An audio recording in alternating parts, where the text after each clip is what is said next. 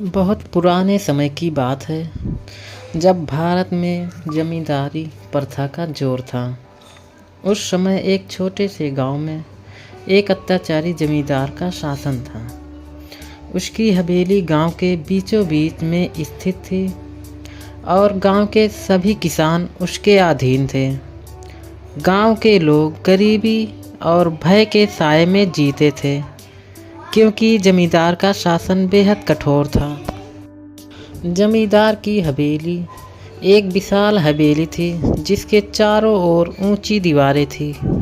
हवेली के अंदर भव्य बाग बगीचे और संगमरमर के फर्श थे। जमींदार एक मोटा और क्रूर व्यक्ति महंगी पोशाक पहनकर एक बड़े सिंहासन पर बैठा रहता। उसके चारों ओर नौकर चाकर उसकी सेवा में लगे रहते थे। हवेली के बाहर गांव के गरीब किसान जमीन पर बैठे हुए थे, जमींदार को कर चुकाने के लिए अपनी छोटी छोटी संपत्तियां दे रहे थे। उसी गांव में हरिया नाम का एक गरीब किसान रहता था, जो हर दिन अपने खेतों में कड़ी मेहनत करता था। लेकिन इस बार उसकी फसल अच्छी नहीं हुई, जिस कारण जमींदार का कर नहीं चुका पा रहा था। उसके पास केवल एक गाय थी, जो उसकी एकमात्र संपत्ति थी। लेकिन जमींदार के आदमी ने आकर उसकी गाय को भी छीन ले गए। हरिया की पत्नी और बच्चे भूखे प्यासे थे। हरिया निराश होकर अपने खेतों में बैठा रो रहा था, लेकिन उसके पास कोई चारा नहीं था।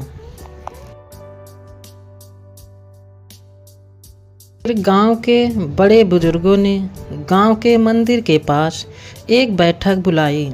सभी किसान, महिलाएं और बच्चे इकट्ठा हुए। फिर एक बुजुर्ग व्यक्ति, जिसकी दाढ़ी सफ़ेद थी और अनुभव था, वह बोला, हमें अब और चुप नहीं बैठना चाहिए। अगर हम सभी मिलकर खड़े हो गए तो जमींदार हमें झुका नहीं सकता। फिर गांव के लोग पहले डरते थे, लेकिन बुजुर्ग की बातों से उनमें साहस आया। सभी ने मिलकर निर्णय लिया कि वे एकजुट होकर जमींदार के अत्याचारों का सामना करेंगे। फिर अगले दिन गांव वाले लाठी, डंडों और जो भी हथियार उन्हें मिला लेकर जमींदार की हवेली की ओर बढ़े। जमींदार को गांव वालों के इस अचानक विद्रोह की खबर मिली तो वह घबरा गया। उसने अपने आदमियों को गांव वालों पर हमला करने का आदेश दिया, लेकिन गांव वालों की एकजुटता के सामने वह नहीं टिक पाए और भाग गए। हरिया सबसे आगे था। उसके हाथ में एक लकड़ी की लाठी थी। उसने जमींदार की हवेली का दरवाज़ा तोड़ दिया और सभी गांव वाले हवेली के अंदर घुस गए। जमींदार डर के मारे सिंहासन छोड़कर भागने लगा, लेकिन गांव वालों ने उसे घेर लिया।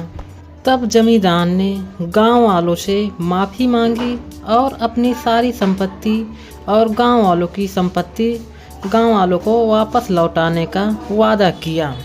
गांव वालों ने जमींदार की हवेली को गांव की आम संपत्ति बना दिया।